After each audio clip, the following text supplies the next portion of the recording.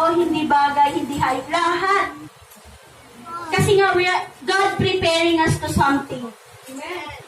Inihahanda tayo ng Panginoon para sa ibibigay niya sa atin. Kung gusto mo ng miracle, asahan mo. Disturbance, aalisin niya lahat yan, yung gumugulo sa buhay mo ngayon. Kahit gustong-gusto mo yan, kahit na yan yung pangarap mo, aalisin ng Panginoon yan. Dahil ang sabi ng Panginoon, ang miracle mga nangyayari kapag wala ka ng istorbo sa buhay mo. Amen?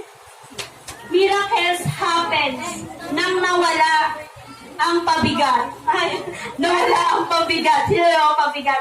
So, nawala yung mga diba, gusto niya yung nandun lang, is yung talagang may mga pananampalataya. Si Pedro, si Santiago, kasama ang kanya, ama at ina. At ang sabi ng Panginoon, diba, sinabi niya lang sa dalagitan,